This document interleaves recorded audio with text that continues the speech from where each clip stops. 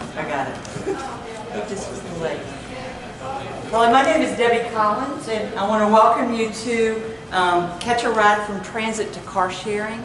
I work here in Raleigh, and we're so glad that you are visiting us and with us today. So we've got 4 panelists that are going to talk to us about very different parts of what we as transportation professionals are working in, and that is reducing congestion and looking at creative ways of delivering passengers and mobility as well as sustainability. So our first speaker is Shelley Parker. Shelley has a master's degree in public administration from the University of Georgia and a certificate in sustainable transportation planning and livable communities from University of Washington in Seattle. She's the supervisor of the TDM. This is Sustainable Travel Services for Triangle Transit, and coordinates the Go Triangle TDM programming for the Triangle region of North Carolina. Go Triangle works with employers in Wake, Durham, and Orange counties to reduce traffic and congestion, and there's currently operate 65 van pools that travel more than 95,000 monthly miles, removing more than 650 cars from the road. So join me in welcoming Shelley.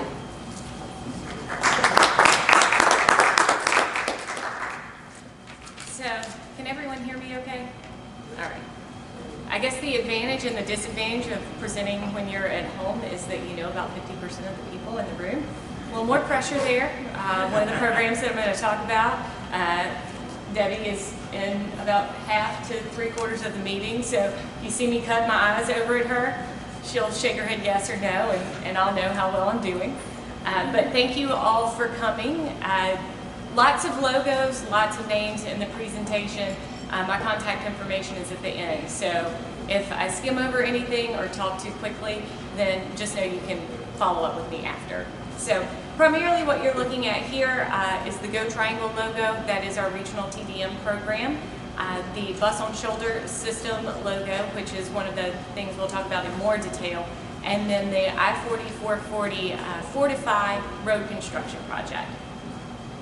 So we go out and we talk to people about Go Triangle, and they don't know what it is. And while Nick is going to talk more about TDM programming and how it works and is facilitated, we can't really talk about our programming unless you know what Go Triangle is. So Go Triangle is the Regional Transportation Demand Management Program for the Triangle region of North Carolina. You can see all of our different agencies. We have multiple transit agencies, we have multiple universities, and multiple municipalities that participate in our programming. And we receive funding through state government, through CMAQ funding, through our councils of government, and through our NPOs. So I've always been told you're supposed to tell people the 3 takeaways from the presentation. So the 3 things to remember are we have multiple programs, campaigns, products, and customers. Go Triangle is the TDM program. Bus on Shoulder service, well, you can pretty much take that from the name. And then the Fortify program, it's I-40 reconstruction without adding any lanes. And I put it in Roman numerals, hoping you wouldn't notice that there are 5 items instead of actually 3. Also, everybody's aware that elephants remember everything, so if you can't remember anything else, this may help you put 2 and 2 together and find out you need to call the elephant girl and find out what she was talking about. Elephants actually do remember things for a very, very long time.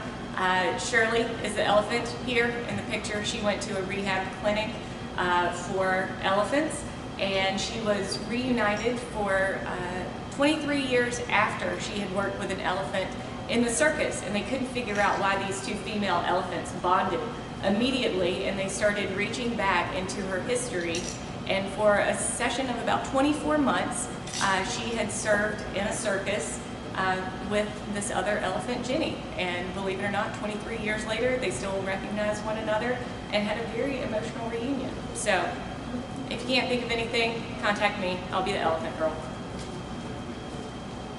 So Bus on Shoulder service. Anyone here from another region of the country that has Bus on Shoulder service? Well, you don't know. So there are places in the Mid-Atlantic, there are places in the Midwest. bus on shoulder service is exactly what it sounds like. Our bus drivers that are certified go through specialized training at their own discretion, are able to pull out on the shoulder and bypass traffic, and it really becomes helpful in keeping them on schedule and getting us to have very good performance standards across the triangle. If you drove into the area, you noticed I-40. We also have 147 that connects from Durham, and we started out with a pilot project. Our pilot primarily focused on Minnesota and the programming that they had there. And so with that, we were looking at 4 different routes. Those were all connecting in Durham. And the way that it works is once traffic slows down below 35 miles per hour, our trained buses can pull out on the shoulder in certain sections of approved roadway, and they can go up to 15 miles per hour over the speed limit. So if traffic's at a standstill, they can go up to 15 miles per hour, so on and so forth, with max speed being 35 miles per hour. We started the pilot on July 16th, 2012, and then we implemented the full program a year later. So, in case you don't know what Bus on Shoulder looks like, we have all of these very professional graphics and photographs that are staged through our marketing department. This, however, is from my cell phone 1 week ago while I was riding down I-40 using my free Wi-Fi on our Triangle Transit buses and bypassing all of the traffic leading up to RTP. So a lot of people go, you take the bus on rainy days? Why would you want to do that? That sounds awful. Well, this is what I-40 looks like on rainy days. So those are the days where I most especially want to try and take the bus to get where I want to go. The next item that we wanted to talk about was the Fortify project. Fortify is a road construction project. It's going right along the southern portion of Raleigh, so if you came in on 40 and drove north to get to the convention center, then you probably drove through a construction zone. And it is a 3-year project. It's an 11.5-mile long project, and it does not include any new lane additions, which is what is confusing to a lot of people. It's one of the challenges that we face when we go out into the public and explain to them the purpose of the project, why we're doing it, how this is a money saver in the long run, and trying to get them to also understand and accept the fact that if you build it, more drivers will come, and that there are other reasons for us to do this project. We've just finished up, or will be finishing up this fall, phase 1 right here, and beginning in January is phase 2. So it's both a blessing and a curse in the fact that we have alleviated traffic in phase 1. The blessing is that, yay, it worked. The curse is that we think people are not taking us seriously when we tell them that they really need to prepare for phase 2, that we need to work with employers, we need to get people in our van pools. We're working with employers to try and set up flexible scheduling for start and end times, get telework programmings in place, and work with them to make sure that their employees are knowledgeable of what their transit options are. So, yay, we're working so far. What we're scared of is that we're working well enough that people don't believe us when phase 2 begins. So these are some of the options that I mentioned about what we're working with. Everything that we're doing is a partnership. So when it comes to Fortify, My 40 Ride programming is provided through Go Triangle, which is why it was important for you to understand what we do there. NCDOT obviously is managing the road construction project, but also their marketing team, their human resources team, their Department of Administration are all involved in getting the information out there. They're focusing a lot on the construction side of information. Go Triangle is focusing on the options and alternatives information being provided. And then we have NCDOT, which is trying to set the example by actually training their employees, getting those alternative options in place, setting the example for the rest of state government located in the traffic zone. So a lot of what we're doing, like I said, is done through Go Triangle, and it's done that way because we already have a presence in the area, and all it is just focusing our existing work. So we do carpool, van pool matching through a statewide database. We also offer free emergency ride home programming So anytime you get to work in a non-drive-alone fashion, if you have a personal emergency, you get ill and need to leave work, you have unscheduled overtime, all of those options are covered. You sign into your online account, you print out your voucher, and you call in the participating cab companies or the rental car company. They take you where you need to go. The new bus service locations, we added more frequent service on some of our routes during phase 1 that were impacted more along that smaller corridor, and then we also added more bus routes coming in from Johnston County, which is a little further out, but not a location where we had bus service at all before. So that's rush hour service that's provided there. Starting with the phase 2 program, we will expand with 6 new routes. 1 is actually a reroute, and then 5 are services to areas that we've not previously had. All of this is funded through DOT, through the actual road construction project funds. So once the project ends, the routes will go away. The bad news is the routes will go away. The good news is people who've not had a chance before will experience the opportunity to ride transit. Many of them will get express service and have free Wi-Fi and those types of benefits, become more aware of emergency ride home programming and items that just weren't in their wheelhouse before because it wasn't in their neighborhood. So going back to how we're working on the 4 to 5 programming and combining that with Go Triangle, we have employer outreach, again going back to the original partners that I've shown, the major universities and educational institutions in the area, all of the major municipalities in the area, some are towns, some are cities, some are counties, all have an individual who's responsible for reaching out to their employers, and they also participate in community events, of course online resources, and that's the point of GoTriangle.org, is that we have one resource, one location where everyone can go to and get the information that they need. One of the items that we've stepped up with the 4 to 5 programming is really reaching out and doing community events.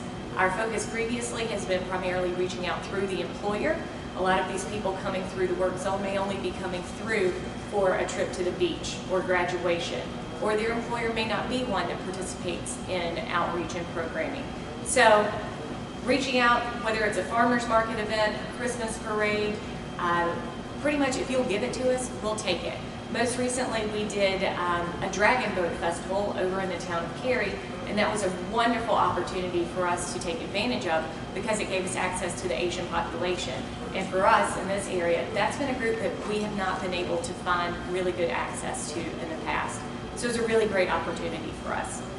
We did do household outreach and individual assistance, and that was a flop. It's something that we've done before. We've done within the more urban areas, and we tried it in the rural areas, and lesson learned, it just didn't work for us going through it with this programming. So with phase 2, we're moving on to other methods.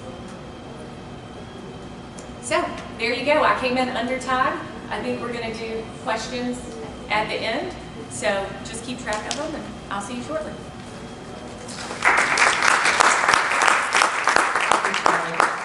Our next speaker is Chuck Welek. He's the corporate Zim Bride manager with Enterprise Holdings. I'm walking in front of him. Chuck is in his 16th year with Enterprise Holdings and is operator of the largest fleet of vehicles in the world through a global network under the name of Enterprise Rent-A-Car, National Car Rental, Alamo Car, Rent-A-Car brands, along with Enterprise Car Share, Ride Sharing by Enterprise, and Zimbride.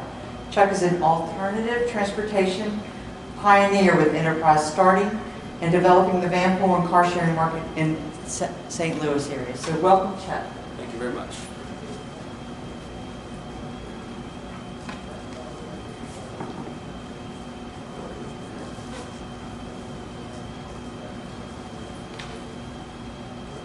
Okay, great. Thank you everyone for the opportunity. I did read my bio when I got in earlier today, and I noticed it says that I am the largest operator of vehicles. Probably a little bit of a typo on my end, so I apologize about that. But Enterprise is a recognizable brand, obviously, and I think that the real goal here today was to educate folks on the other alternative transportation options that Enterprise offers. At the end of the day, Enterprise understands that the transportation industry is definitely changing. I think that it's pretty evident that the new millennial generation is probably more focused today on owning a smartphone as opposed to owning a vehicle, and a lot of times not even quite interested in obtaining a driver's license, which is a big change, right? And then obviously you've got the society as a whole is hopefully getting closer and more focused on making more efficient decisions when it comes to transportation. So enterprise, being the transportation leader, if you will, is very aware of those changes, and we understand that we want to be a big part of it as well. Enterprise has had a very successful business model for many years now. It's really been based on customer service and listening to our customers, and so that is exactly why you've seen the growth and you've seen the evolution of the different business offerings. So we're going to tell you a little bit about this today. About the company, Enterprise is actually based in St. Louis, Missouri, where I'm from. It's the world headquarters of Enterprise, and it's still a privately held company. We have a very decentralized structure, if you will. Basically what that means is every state or every larger metropolitan area has its own business group, which allows them to make, obviously better local business decisions. And it's been a quite successful model. We're now over 78,000 employees worldwide, and the fact that we're in the backyard of NC State, I need to mention the fact that we are the #1 largest recruiter of college graduates in the United States too. The fleet now is well over 1.4 million vehicles, and that would obviously include our fleet management vehicles. But I don't think necessarily everyone realizes that, I guess, the size that Enterprise has grown to. The 8,200 locations is worldwide, and that obviously includes now that Enterprise has acquired National Car Rental, Alamo Rent-A-Car over the years. So I point this out because it's very important, that everyone knows that Enterprise is a very sustainable business partner. We're not going to be going anywhere for the foreseeable future. We're here today specifically to talk about what we consider the total transportation solution. So our mission, this isn't even changing. You guys just told me. Sorry. Why is this not working?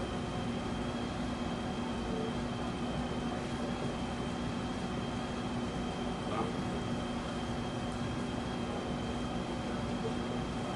any reason why this isn't changing?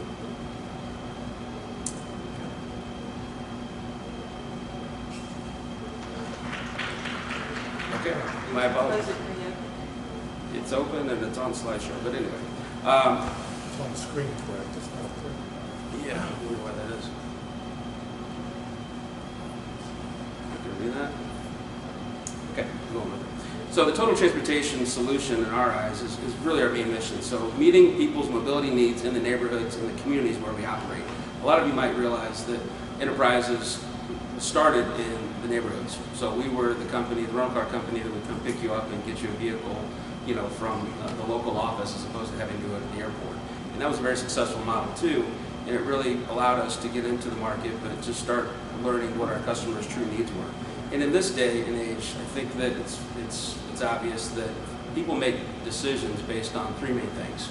It is time, it is money, and it is, environmentally.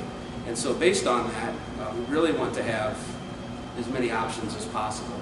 If the traditional rental car model is not the best decision, or if public transportation isn't ideal, we want to make sure that there's other offerings that complement those.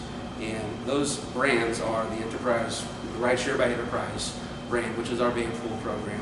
Enterprise Car Share, formerly known as WeCar, which is obviously our car share program, and that those complement the Enterprise Rent-A-Car brand. And if you want to add even the National and Alamo brands, which are located at the airport. So the big difference there is that out of all of those options, we feel like we've covered about as many options as possible for folks. So whether or not they're looking for a traditional, compact vehicle, larger vehicle, pickup truck, minivan, whatever it might be, their Enterprise brand can take care of that. And then the car share brands and the rideshare programs I'll get into a little bit deeper in a second to tell you how those are truly customized to the customer's needs as well. And the last product that I did want to introduce today is the ZimRide product, and that's the new tool that Enterprise acquired just this past year, which we're really excited about, and it's really going to tie together all the options, and I'll show you that in a little bit too. So let's dive into the rideshare program, and this is the Enterprise Van Pool program. Actually, it started back in the early 90s, and I mentioned before how Enterprise is very focused on listening to the customers, and so that's really how the van pool program started. It was a matter of, out on the West Coast, the large employers really being in a bind and really trying to find solutions to get their commuters, out of these single occupancy vehicles to complement the public transportation options, what have you. And so the fact that Enterprise is already doing business with them with the rental cars, they said, is there a way that we can use some of your vehicles to start consolidating these groups? And so obviously with the wide variety of vehicles, the 15-passenger vans, 12-passenger vans, minivans, what have you, it was a great fit. And so we started using those, and that really started and launched the van pool program at Enterprise. For those of you that are not aware, I'm sure most in the room are, but it's really just a matter of taking a group of 5 or more people that are starting in a general, common area, all headed to the same place every day, and then providing a vehicle that will fit the needs. Obviously, with a group of 5, you're talking about not just your traditional big 15-passenger vans. We can accommodate them with a crossover SUV, a minivan, whatever the most comfortable fit would be for the group, and then making an all-inclusive price for them that would include the fuel, the gas, the maintenance, and everything, and insurance. So again, I think the big point here is it's a very customized program. It's based on the needs of what they're looking for, and it's been a successful model. I wish I could show you the diagram, but it is interesting to see the footprint now. The Enterprise rideshare is actually in 42 states across the country, and the last remaining states are definitely being worked on. The fleet is over 3,400 vans, I should say vehicles, period, across the country, and we're moving over 30,000 riders per day. Some of the interesting options that we've added to the vehicles based on the customer's request have been, the satellite radio for the longer trips is a nice feature. Taking the traditional bench seats out of the vehicle and installing captain's chairs, if you will. So making the experience as comfortable as possible, so these folks really, they rely on us to become a solution for them for quite a long time, not just a month or so at a time. I do want to talk about the Enterprise Car Share program. Car Share was formerly known as WeCar, and the reason for the name change is that we've made several acquisitions over the past several years, different names, different services, and I think it was a little confusing to the consumer. So rebranded it just this past year as Enterprise Car Share, and again, that's a request that came from a customer, and that's part of my bio, is the fact that I was part of the very first program where a university in St. Louis reached out to us, quite honestly, just looking for some help, saying, we're out of parking, we need a solution. We're getting to a point where we want to not let the freshmen potentially bring cars to campus, but we have to have options. And so at the end of the day, that meant that they needed 24/7 access to our vehicles, and the airport locations were pretty far away, and obviously you're talking about a younger age group than you typically rent to. So we started, the wheels started turning, and realized that actually it's just vehicles that we have plenty of. It's technology, it's equipment installing in those vehicles, and it's building a website to allow the folks to gain membership into this private network and then use that as their key to the car. And so it was really interesting being part of that first program, but it took off. And anyway, today it's pretty exciting to say that Enterprise Car Share now has a presence in over 39 states actually, and I think that's actually just been updated in the past week or two. But we're also operating in Canada and the UK, so definitely a big part of the future of Enterprise. I think that the growth here recently has just exploded, and I don't see it stopping anytime soon. The total vehicles now worldwide are over 2,000 vehicles, and we have over 125,000 members. You've got different programs too, and I wanted to mention that. So over the years, obviously that first program was a dedicated university program that made sense to really cater towards the students. As we evolved with that program, we realized obviously this is an option for faculty and staff as well. And so that led us to approaching some of our other business partners about these dedicated car programs. So potentially an option or an alternative to their existing fleet of vehicles. They could bring Enterprise Car Share in and have the cars on site, but then have Enterprise manage that. So having the members sign up, be a part of a fleet dedicated to a particular department, and every time they go to rent the vehicle, through the website, as opposed to someone managing the keys and what have you, They just check out the vehicle via the website, and everything's tracked through the system. And so whatever usage they've had, they were able to potentially bill that back to the department that the individual worked for, or however they wanted to set that up. So that's been a real successful model. And the retail side has also exploded too. So again, some of these acquisitions are more on the retail side, where we have vehicles staged in strategic spots around the city where it makes sense, where larger employers can have access to them. And I think having these options makes public transportation or alternative transportation period more popular, because once they get to the destination, now they have a vehicle at their disposal to run to a business lunch, what have you, so they can rely more on these other options if a car share program is prevalent. Another big piece of that, now that I have some of a fleet management audience here, is the fact that the reporting and the mileage is all tracked. I think that's a key component.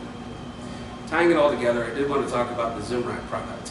And for those of you who aren't familiar, Zimride was a startup company out of San Francisco, started back in 2007, and they were very successful at basically matching up folks that are looking to go to the same destination at the same time. And it was really successful on the university campuses, and they tied into Facebook connectivity, and it really just took off. And they had a footprint across the country, well over 100 different individual networks, with 350,000 users at the time that Enterprise acquired them just this past year.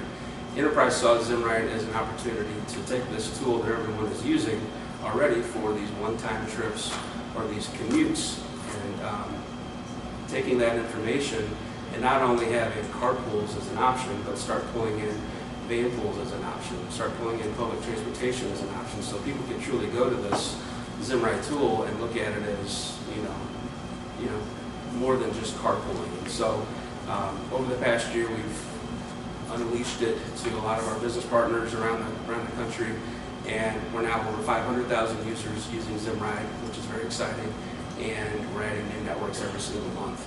I wish I could show you the way it works, but at the end of the day, folks just go on, they create a profile, and they post their ride, and based on that, it returns the matches.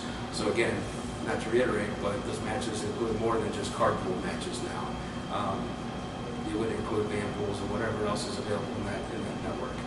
The other big piece of this that we saw as an opportunity is to use it at private companies for a private network, so that now they can also use this when headed off to business meetings, for instance, so they don't have multiple employees driving multiple vehicles. Now they can carpool to these meetings as well. So really just on the scratching the surface here, but it's very exciting. So I think that really ties up exactly what we're trying to accomplish here, and I just wanted to educate everyone on it. At the end of the day, folks can now go to Zimride and post what their needs are, and if it is a single trip, obviously we've got the car share as an option and Enterprise Rent-A-Car, and then if they're looking for a commute, then we want to plug in the Enterprise Ride Share. So it's ever evolving, it's a work in progress, but I appreciate the opportunity. I'm open to any questions at the end. Thank you.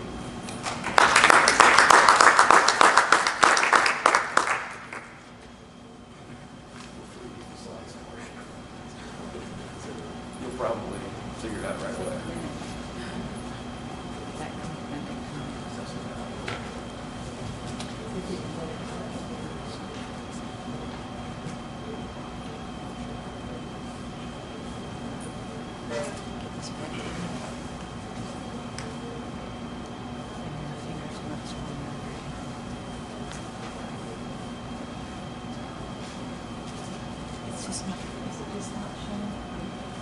Okay, I'm sorry, we're just making sure that you guys get to see this. I'm sorry. Okay. Maybe at question time you can show us some of the slides you wanted to show us. But Nicholas Ramfos is the Director of Alternative Commute Program at the Metropolitan Washington Council of Governments. And as someone that went to school in that area, they're well known for all the planning and activities that they carry on throughout that region. But Nicholas is currently the Alternative Commute Programs Manager with Washington Metropolitan Council of Governments, and is responsible for the development and implementation and evaluation of the Commuter Connections Program. He's been a transportation demand management practitioner with nearly 25 years of program development and implementation experience in areas such as Washington, D.C., San Diego, Detroit, and Chicago. Many of these projects have addressed energy efficiency, sustainability, and livability issues.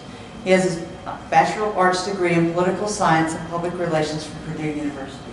Welcome. Thank you. And I just want to let folks know that I'm recovering from laryngitis, mainly due to the fact that I was screaming my head off at my son's football game and I lost my voice. And in the end, it didn't matter because they lost the game. But folks down, as of yesterday, I didn't know if I was going to be able to present. But the folks down here in Raleigh have been really hospitable, and I was introduced to ginger beer last night as well as ginger candies, and I think that's what did it. So I have my voice somewhat back. So glad to be here. I just wanted to give folks a quick overview of TDM. It started back in the early 1900s with the jitney craze.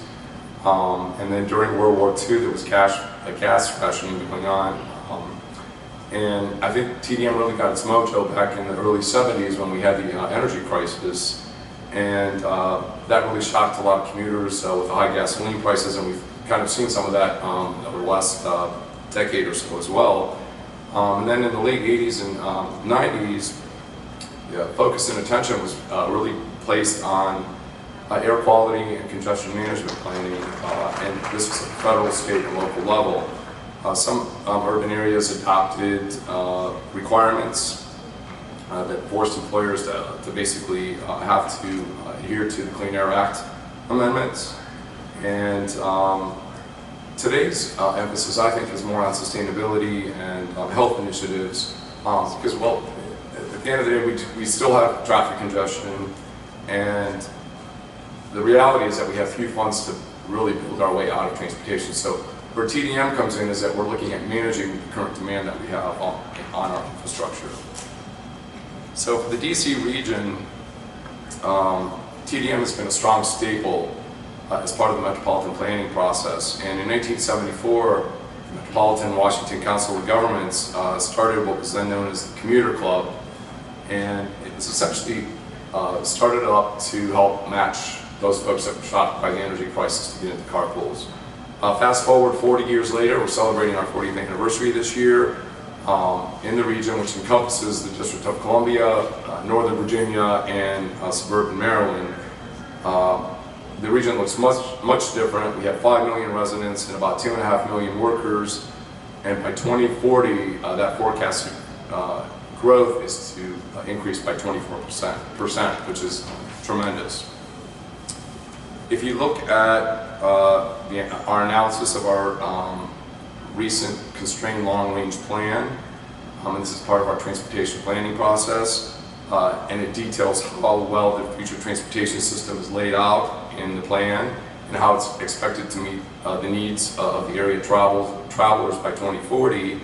You see a majority of new trips, which are about almost 3 million, it's about 2.8 million, are forecasted to be made either by single drivers or by carpoolers.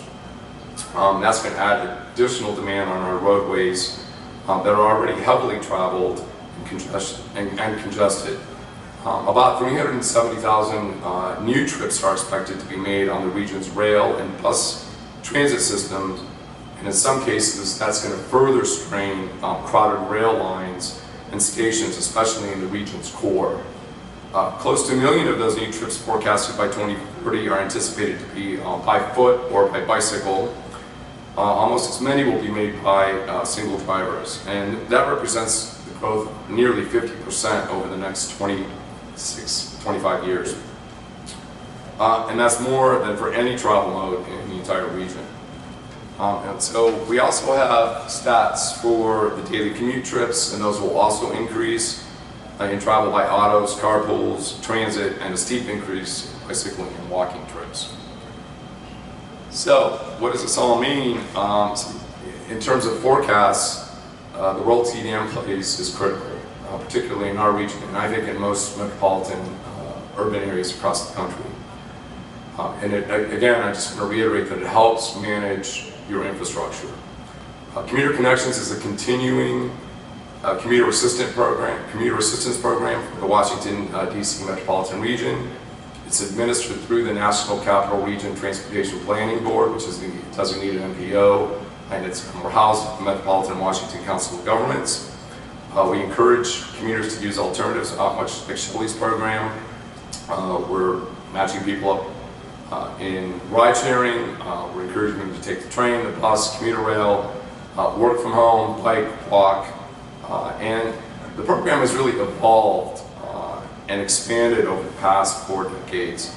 And essentially, it's basically to meet the air quality and congestion management requirements. We took a significant turn in terms of designing the program in the mid-1990s, and there were several new elements added to the program. And essentially, those elements help us meet our air quality conformity requirements for the region. So we're looking at measurements for NOx and VOC, because we were designated as a non-attainment region back during that time frame. And essentially, we're looking to have a broader reach for all commuters, not just those that were interested in carpooling.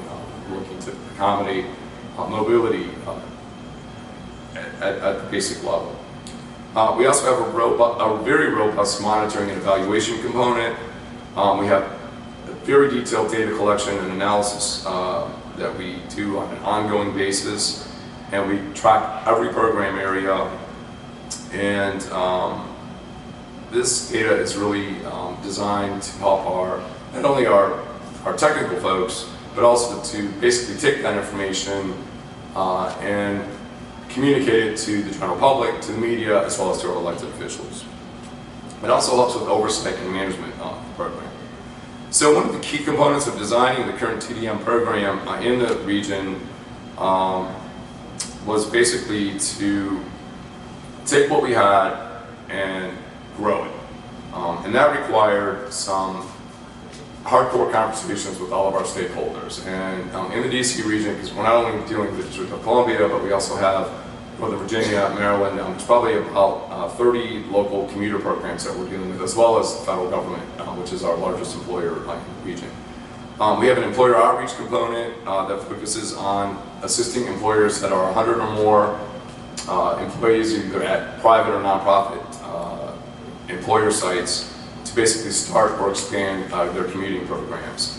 And we focus on levels of participation.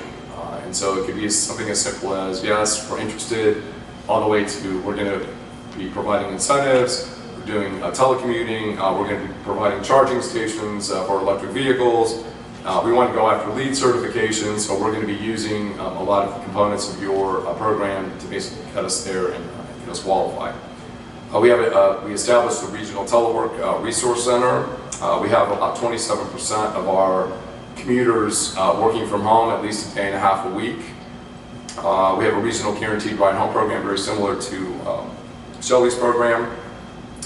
And then we also had an integrated ride sharing component, which basically took basic ride sharing information we were giving and then expanded it. So we have all 11,000 transit stops coded in our system, so you will not only get the closest carpool to your site, or the person who's interested in carpooling, but you get the closest transit stop. We have 300 park and ride lots that are coded in the system, so you get the closest park and ride lot, closest telework center, and we also have a bicycle routing system. So it's a very all-encompassing product that you're going to get back from us once you register and sign up for the program.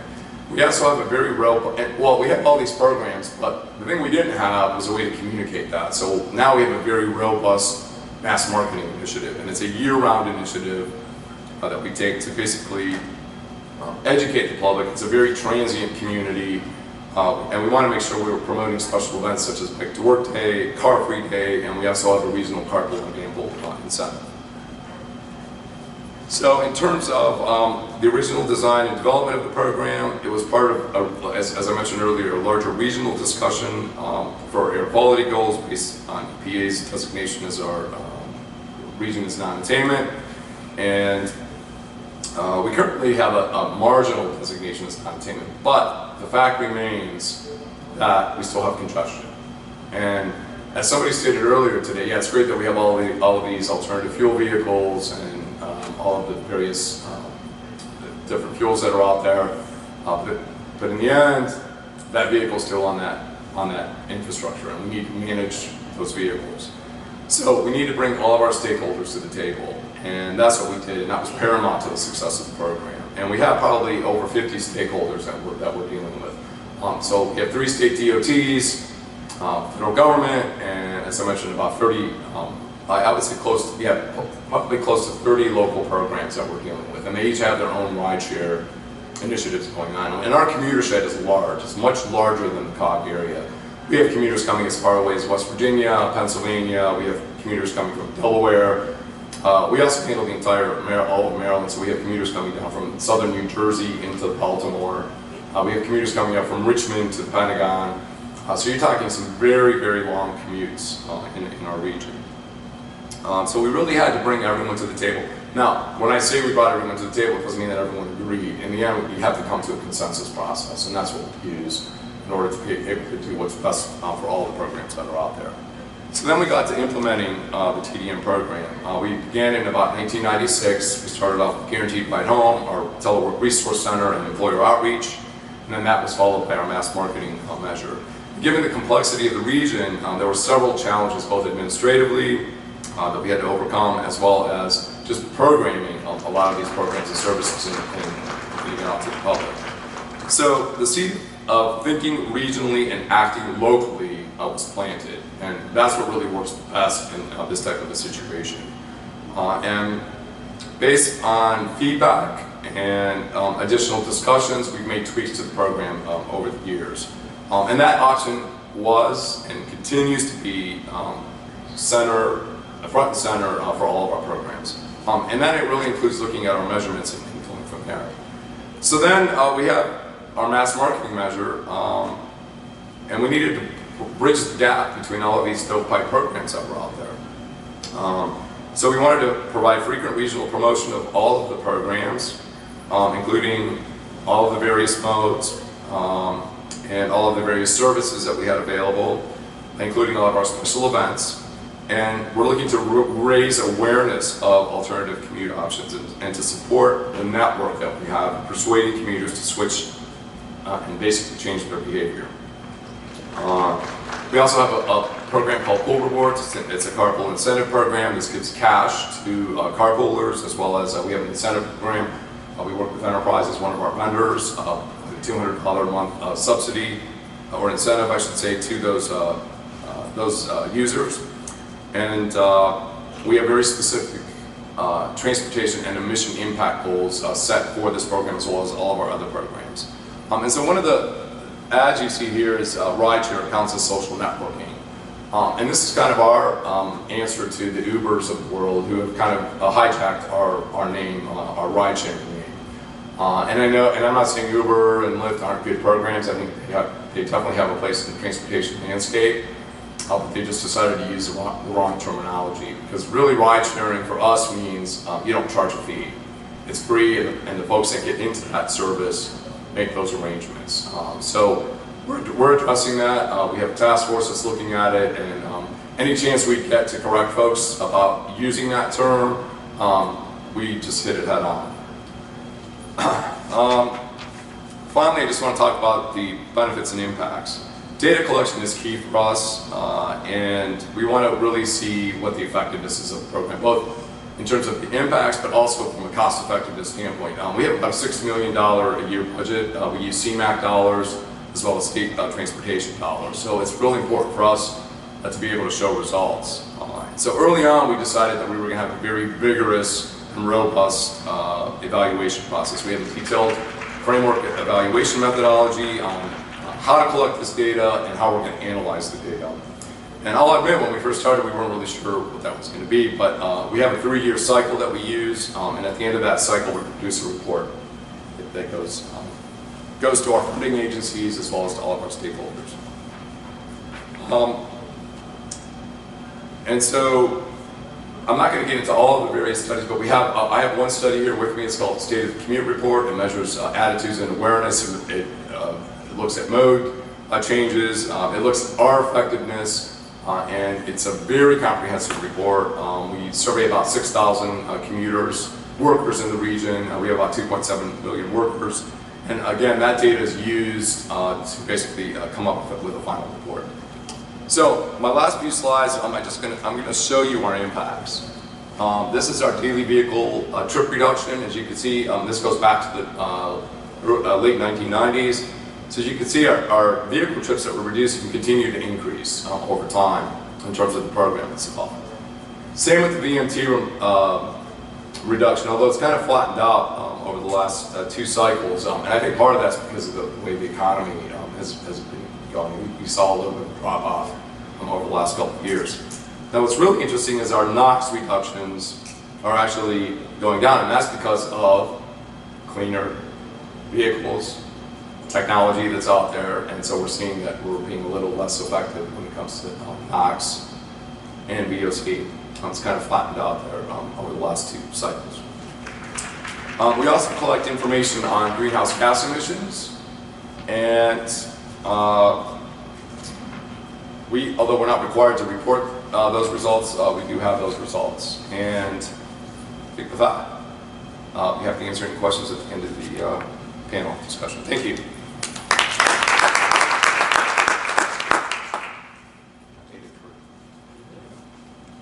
Thank you very much.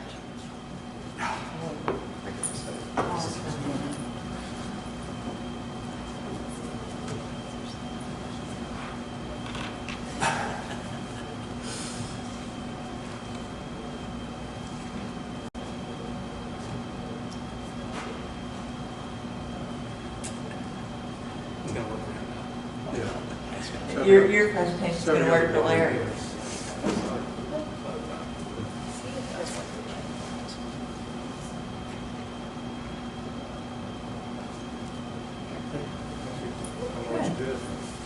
Thank you. Larry Koppf is the Chief Operating Planning Officer with Charlotte Area Transit. He has received his degree in higher education at St. Louis University in St. Louis, Missouri, and the University of Missouri, St. Louis. Larry has been in the public transportation industry for 35 years, and he previously held positions in the Bi-State Development Agency in St. Louis and the Transit Management of Charlotte. He's been awarded the Customer Service Champion Award for Charlotte Area Transit. Good afternoon, everybody. I actually have 2 topics, but I'm going to try to get through both of them as quickly as I can. The first one is how to coordinate transit planning and land use planning. And the second topic is about a program that we have in Charlotte to introduce telematics into our van pool program. So this is a little bit about Charlotte. Charlotte has 2013 estimate is 790,000 residents. We're a growing city. From 2000 to 2010, we grew by 32%. The decade before that, from 1990 to 2000, we grew by 29%. And so the people in Charlotte were, they knew that they were growing, and they were wondering, they saw their neighbor to the south, Atlanta, and saw how they had grown, very spread out. And so they were wondering if that's how things were going to go in Charlotte, if that's how they were going to grow. And what if they didn't want to grow in that manner? What could they do about it? And so that's kind of what this presentation is about, at least partly.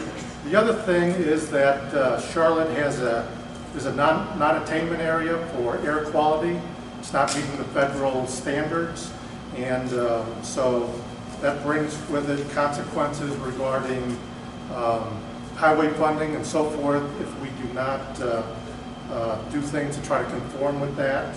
And so that we do have a long-range transportation plan to try to address that.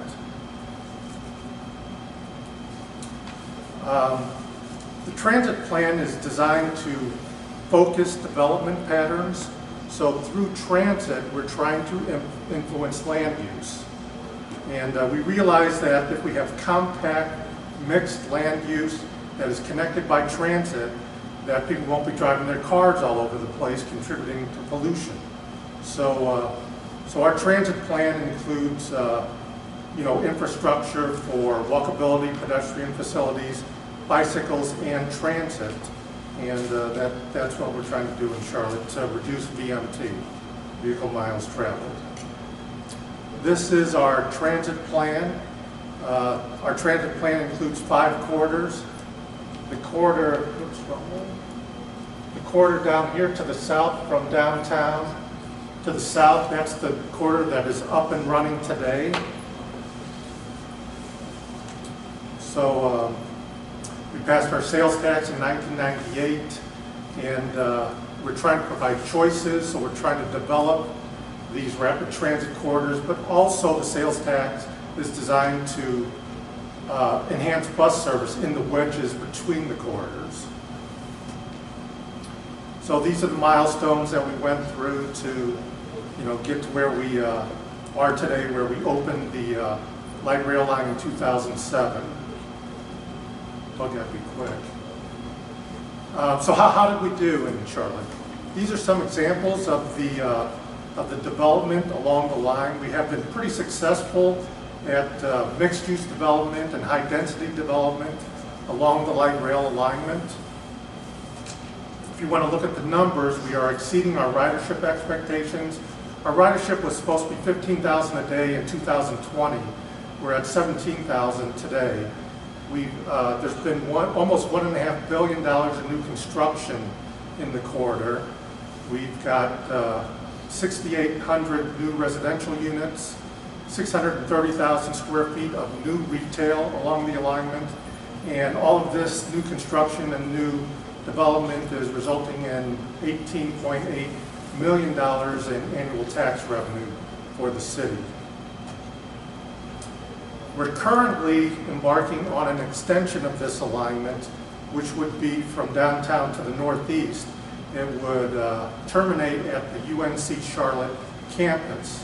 So this is a $1.1 billion project to extend our light rail, and we signed our full funding grant agreement in 2012. So how does this work? Is it, kind of like the Field of Dreams, build it and they will come? It doesn't quite work like that. You do have to do some planning to make sure that you are creating the conditions such that people will want to, develop near your rapid transit corridor. And so we are developing station area plans, and we're pretty far along in that process for each of the stations along the BLE, which is the Blue Line extension. So we're pretty far along in that. And what are these plans supposed to do? These plans use, this kind of tells you what they are supposed to do and what they're not supposed to do. They're built with soft words like could and should. They stay away from hard words like shall and must. Again, we're trying to create the conditions such that development can occur along the alignment and create that density and mixed use development, and so that's what we're trying to do. The process entailed public workshops, and we look at the immediate area around the station. We also look at the larger area, a mile around the station. And then we have a structure plan that entails things like regulations like building heights and things of that nature, mixed use. And then we look at the mobility plan, which is the bike lanes, sidewalks, intersections, and so forth. And so we do focus on a community design. We get public input. A lot of the feedback we get is about parking concerns and building heights and sidewalks, and that's what most of our feedback is around. But when we're all done, hopefully we have a stationary area plan that creates a vision for the area. We're not trying to proscribe what type of development has to go on what parcel. We're trying to create a vision, and the city will go in and invest and develop some of the infrastructure such as intersections and sidewalks to induce developers to come and build in that area. But we kind of create the environment such that development can occur around the rapid transit corridor. So anyway, that's the first topic. The second topic is the telematics program and our van pool system. Our van pool system is unique at CATS in that people who drive the van pools are not CATS employees. And that presents some problems because when we have a bus driver, we put that driver through a 7-week training course on how to drive a bus. For a van pool driver, we give them about an hour training. They're not our employees. We can't really tie up their time like we can somebody who's going to be driving a bus. And then we give them a van, and they drive that van. They really don't have a good way to monitor how they're driving that van. And so that creates some, we're concerned about that. Not only from a safety perspective, but there are implications in terms of miles per gallon, if they're driving erratically or they're speeding, things like that, it's going to use a lot more fuel. So we were successful. We applied for a Clean Fuels Advanced Technology grant, and we were successful. The grant, it's a device that we're going to plug into the ODB port of each van. It's got an antenna and it's got a sensor, and we're going to be able to get information about the driving habits of our van pool operators. We just signed the contract with Lynx Telematics, so we are going to be installing these devices in November. Hopefully by the first of the year, everything will be installed and working properly. We're not going to tell the drivers that they're on there at first. We want to see we kind of want to see what they're doing, how their driving habits are, and see where our problem areas are with the system. Once we've got that information, then we'll tell them that we have these devices on the van pools and that we're going to start monitoring their driving habits. It will give us information about hard stops, hard starts, speeding. It's got a component where it's tied to the map, so we'll be able to tell whether they're speeding or not. This is not going to be live data, but we're going to be able to get reports on this. And we're going to then create a program where we give them feedback about their driving habits. We'll introduce some awards for people who are driving well, and we're going to try to get them to reduce their miles per gallon, and we hope to have a 5% reduction in MPG and save over 6,000 gallons a year by doing this. So, that's the program that we have for our van pool telematics, and that really concludes my presentation.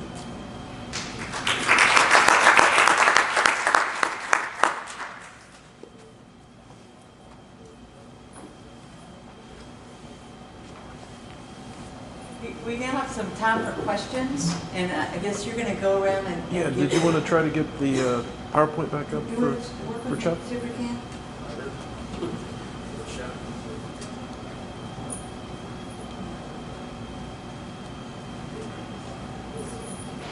Shelley, what did you do? That was true. Is it on the screen?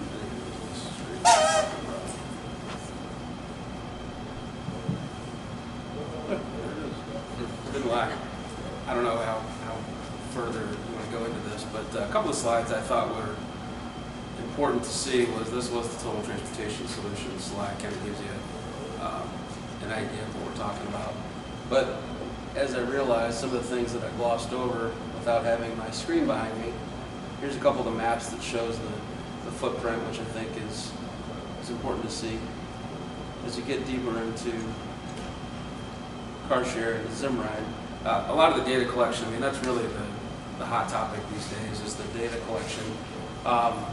So I did want to point out the fact that as we build these Zimride networks for whether it's a private company, or if it's a university, or if it's a municipality, transit agency, state, we're able to collect the data to show the health of the network, identify trends, and in order to help them make better decisions. And another way of doing it is through our Commute calendar, which is another way of bringing in the gamification piece and making it a go-to for companies and employees to come in and establish, how did you get to campus today, how did you get home? And I think it's very important. A lot of these corporations, universities, what have you, are all trying to get a pulse for what is our commuter behavior today. What is the percentage of single occupancy vehicles coming to campus, what have you. So we'll run a contest when we launch a new Zimride network to have folks participate in this Commute calendar, and then that way we have basically a benchmark. This is where you are after the first month. You're at 85% single occupancy vehicles. let's create a goal of reducing that by 10-15% by next year. Let's build a campaign with you, and now we have a tool that we can go back into and run another contest, what have you, to get another pulse. And so that's been very, folks have been very receptive to that. And so I did want to mention that, the fact that data collection is really where it's at today. And, you know, I think the difference that maybe between the enterprise product and others out there is the fact that, you know, we have a team of dedicated account development representatives that would get assigned to each individual network and say, tell us what your business goals are here. Let's really work together and achieve those goals together. And so we just pride ourselves in having the, you know, producing results when folks partner with us. So I will not steal the rest of the time. At least, you know, I did make a presentation. We got to see it. That was good. Thank you. That's great. I wanted, I forgot to say that I work for the North Carolina Department of Transportation, and I want to say to you that the presentations here today as working in public transit, we as alternative commute representatives have a big role to play in not only the future, but in the present. And we've got to learn how to communicate what we do and what we do well. We're very important. I think I'm really excited with what our department has done with the Fortify project, because for the first time in North Carolina, transit is an alternative at the table before that construction project even began.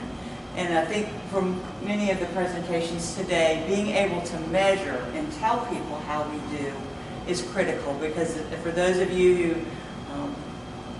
even though not all the guidance is out on MAP 21 yet, we have a lot of measurement and performance-based expectations. And so those of us in the business have got to learn the things that are important to us, that we measure well, and to be telling our story as often and as many people as we can. So I just wanted to say that, because it is really critical. Do we have any questions? Okay. Hi, I'm Nancy Muller with the Low Country Graduate Center in Charleston. And I have a question for Shelley.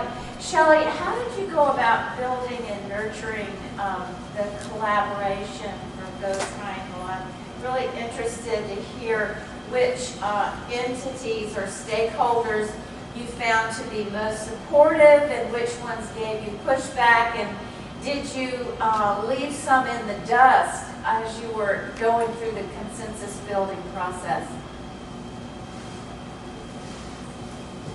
Am I loud enough? Can people just hear me from here? Okay.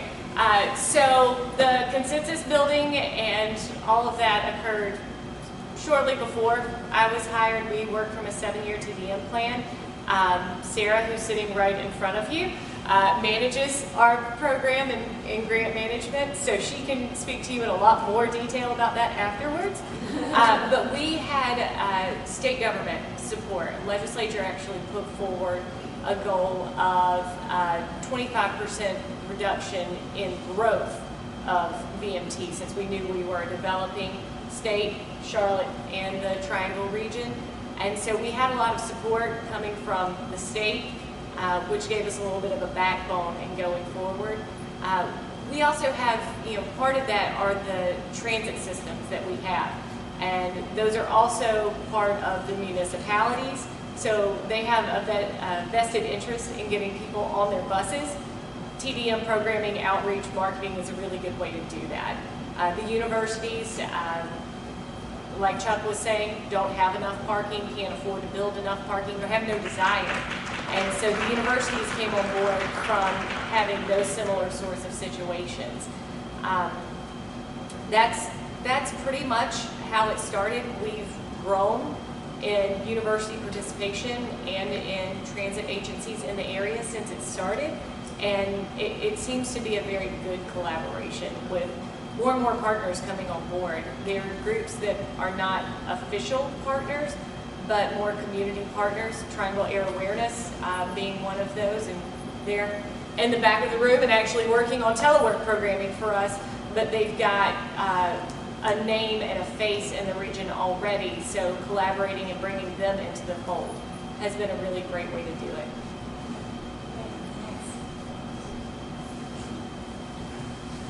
I don't need the microphone. For the DC, I forget, I just can't remember your name. For the DC project, how has slugging evolved over the past few years? I guess it's been around for almost as long as you're going to get the 40th anniversary. What's happening with that, and how is that being used as part of the underground version of Uber? So yeah, slugging, mic up here because slugging has been around for quite some time. It's a free market type of a ride sharing phenomenon. Mainly because we have the HOT lanes, and now we have the HOT lanes are coming on board. And so the Uber Lyft phenomenon hasn't really affected slugging because it's a very efficient way of commuting. People just queue up. I picked up slugs myself.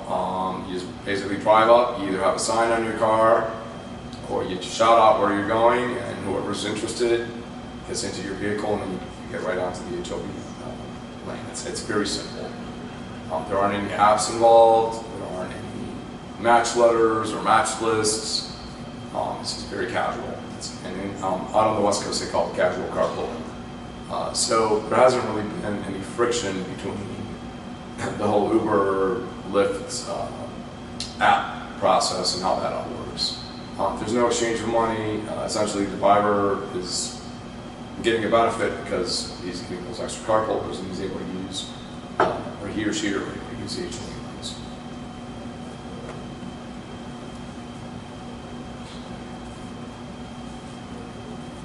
Any other questions? This is a question for Charlotte, the light rail. I've worked in air quality planning since 1990, when Charlotte area was not attaining the 1 hour standard. And I guess I don't know how long the length of the light rail. I don't remember doing a light rail study. I remember doing a light rail study for the triangle, between us and Rob and Durham. But I'm just really kind of blindsided from the air quality side of how Charlotte moved a project like that. The data that we get usually is from the TDM output of their online model. So I'm sure your data is in that model, but how long ago was Charlotte's light rail in planning? Well, it's 9.6 miles long. It was in planning before I started there. I started there in 2002, and it was already in planning stages. It was the governor of North Carolina, who used to be the mayor of Charlotte, McCrory, likes to tell a story of how he found a plan on his bookshelf when he first became mayor, and started talking to staff of how do we do this. So I'm sure it was in the planning stages since the 1980s, but I can't give you any specifics because I wasn't around for that part of it. So they didn't have to acquire lands and... Well, yeah, they did have to acquire land for the right-of-way. Yes, that had to be done, and that had, I believe you have to wait till you have your full funding grant agreement before you can start spending money on property, if you hope to get reimbursed anyway. So that full funding grant agreement, I can't remember. But I'm sure it makes a difference. Yeah, well, the 1998 is when the sales tax was passed. I remember that. Yeah, and that was for transit, and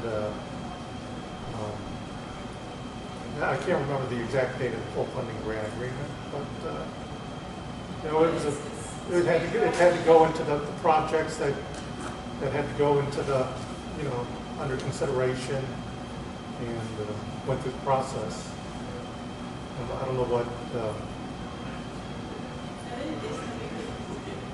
If we get the numbers, we don't question what the assumptions are into the model. I know that transit, freight,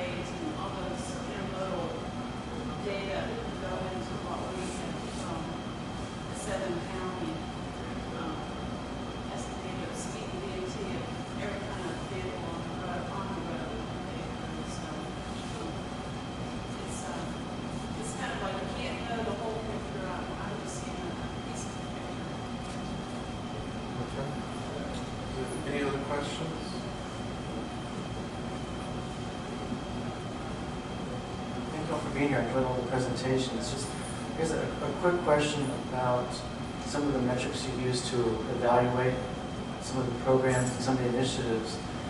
It sounds, as I'm looking through this and listening to your presentations today, that something of the effect of single passenger, the other vehicle trips are one of the better measurements. We're also looking at congestion. We're also looking at travel times and all these other things. Is there a single metric that you look at, a single thing you use to say this is how we evaluate what we've done, or there are multiple ones? Can you all just, whoever just throw out a couple ideas? Everybody has, I think, a good answer. But you can start. You come here.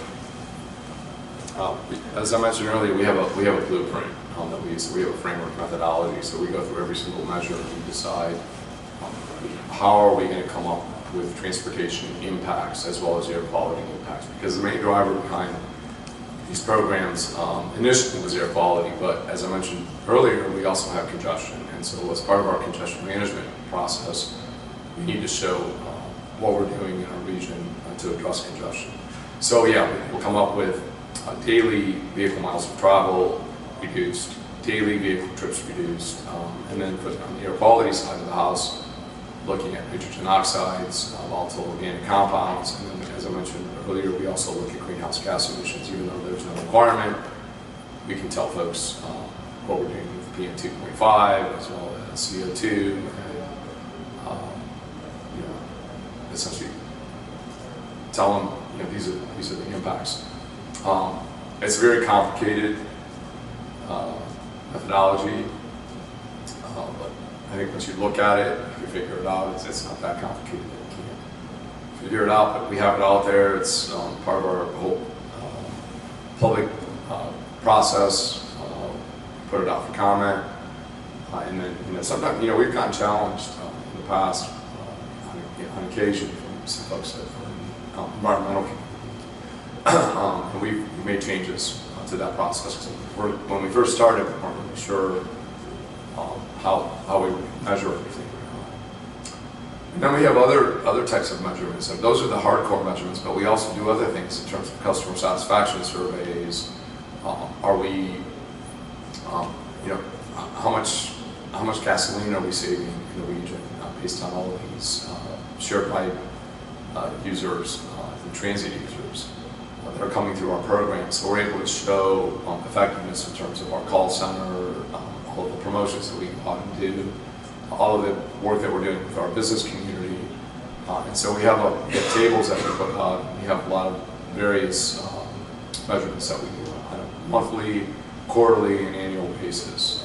And I don't want to get into all the specifics because that could be a whole other session in terms of measurement, but I could certainly talk to you afterwards. And we have a lot of that stuff's published right on our website. And I'm sure others have other things to share. For us, for those of us with the feet on the ground, I think primarily what we look at is vehicle mile travel reduction, and that's kind of our goal at the end of the day or end of the year. What we really want to see is a reduction in vehicle miles traveled. So when I have to give the one-sentence description of what we do, we're trying to get people from a 1-to-1 ratio of person to car. And an easy way to do that is to reduce the vehicle mile travel by putting someone else in the vehicle, putting people in multi-person vehicles. So our VMT reduction for FY13, which was the latest results that we have, was 21,000 per day in vehicle mile travel reduction. Van pools, we're able to get the information a little more quickly. As of August, we had 68 van pools on the road with 628 passengers as the average. We have our vehicle manager actually in the room, so if you have more questions about that, she'll be able to talk to you more about it from a public transportation point of view, and Chuck can talk about it from the enterprise point of view. And we do, again, collaborate with those organizations. For our emergency ride home program, we want to see how many people are enlisted in it. We want to see how many people actually use it, because it's not used too frequently. Our budget numbers are very low, but the survey results are very important, showing us that it's needed. But we work with private name pool agencies as well to meet the needs of people who don't serve us. And those numbers are just as important to us too, not just the name pools that we provide.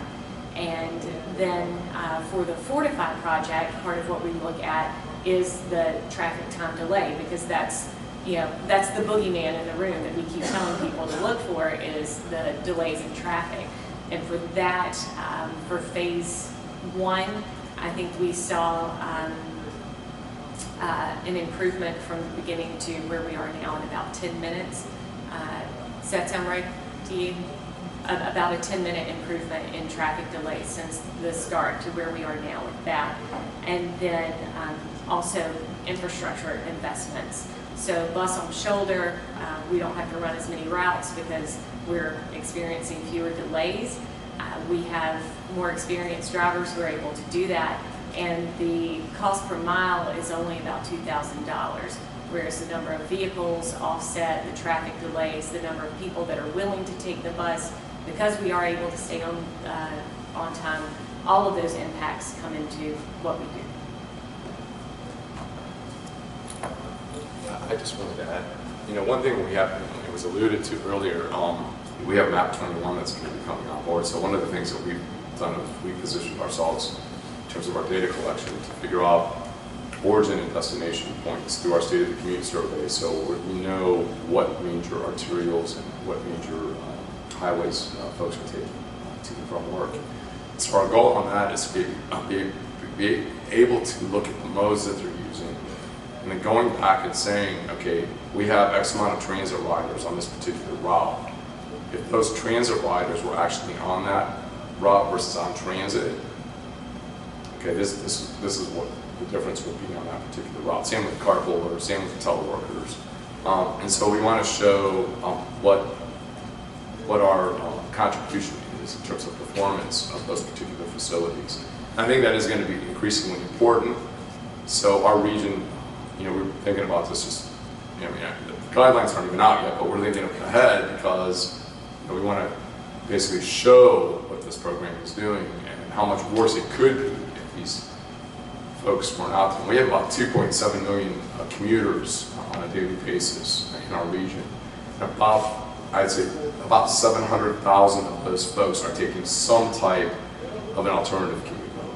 So it's a pretty high number. And so if those folks were all on that infrastructure, it would be 24-hour, 24/7 gridlock. And so that's the beauty of these programs. Following up on that. So following up on that, so I think it's great that you are trying to show essentially like what the difference would be between like essentially what would happen if everyone was on the road. Because I think a lot of times like in the general public, people don't quite understand that, and people don't always understand that like everyone benefits from transit, even if only some of us use it. And is it right now, like if I go to your website, do you have graphics that show that, or is this kind of like in production right now? We don't. Okay. So we're waiting for the guidelines to come out.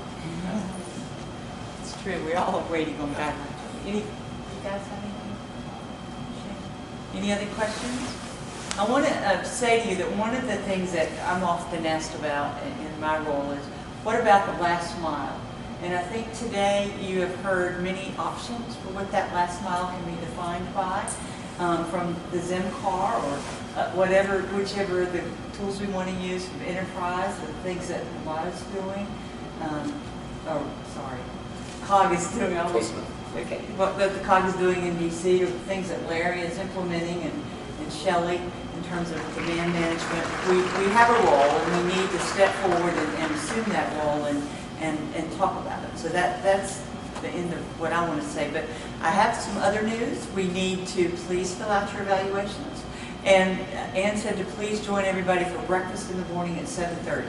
So I want to thank the panel. You've been great. I appreciate you taking the time.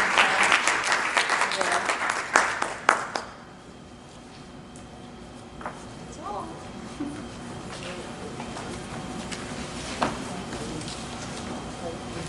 Yeah. Okay. I just want to click this off and Oh, great. just so that We're not being interviewed on camera.